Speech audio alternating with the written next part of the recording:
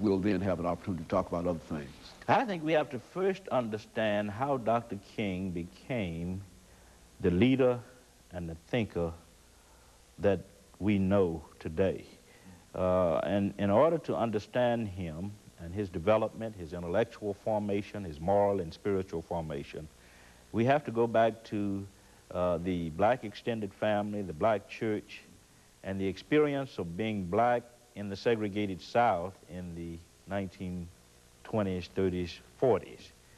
I think the extended family network, the black church, and the experience of growing up in a segregated society had a very great impact on Dr. King.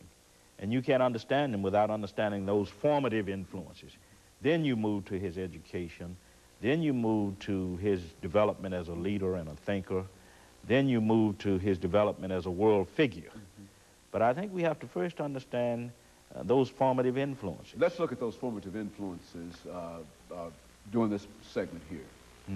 When you talk about those formative influences, what were some of the impacts that they had upon his life? Well, he grew up in an extended family. Good. A family where his parents were always present. There were aunts and uncles and cousins, and even people who lived in the neighborhood along Auburn Avenue in Atlanta, Georgia, where Dr. King grew up. He was surrounded by this kind of extended family. The church also was a part of that extended family, Ebenezer Baptist Church in Atlanta, Georgia. And Dr. King talks about that in his interviews and in some of his writings about the impact of aunts, uncles, grandparents, cousins, and those who had no blood kinship to him, the impact of those persons on his development, intellectually, morally, spiritually. So we have to take into account that extended family. Secondly, the black church. Not simply Ebenezer Baptist Church in Atlanta, Georgia, where he grew up.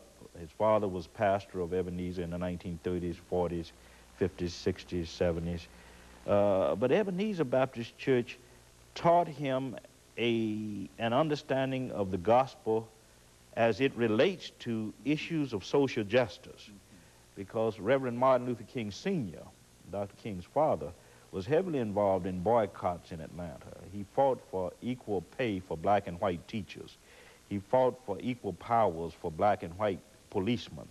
So Dr. King grew up in Ebenezer Church, and he also attended Wheat Street Baptist Church, which was pastored by Dr. William Holmes Borders, who was located along Auburn Avenue as well. So I think he got from these churches a sense of the importance of the social gospel. That is, that religion should not relate simply to personal salvation.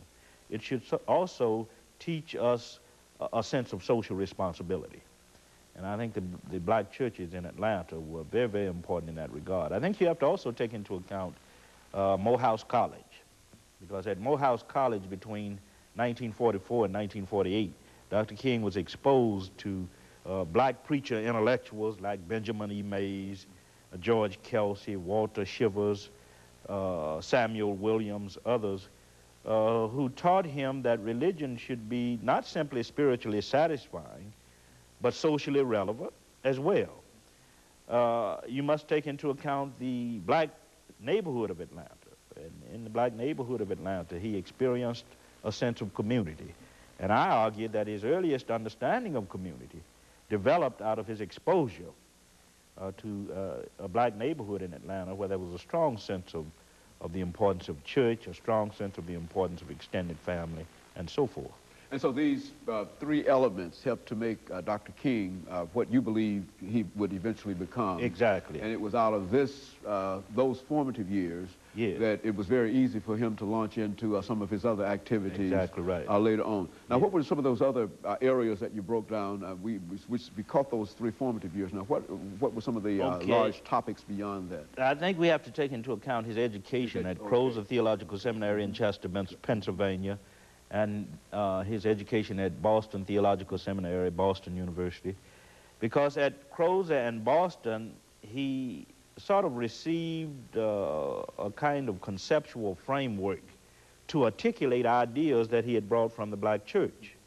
He left the black church, for an example, knowing that God is real, that you don't question the reality of God, that you don't question the role of God in human history. But when he went to Crozer in Boston, he met personalistic theologians, philosophers, other thinkers who gave him a kind of conceptual framework, an intellectual framework for articulating these ideals that he'd brought from his background in the church. So I would say that his education in the North was particularly important, and his exposure to black culture in the North were also very important. Very good. And Dr. Baldwin, we're ready for our first commercial break, after which we'll come back and we'll talk about scholarship and some of the other things that you're involved with dealing with Dr. King. And we'll be back with you following this short commercial break.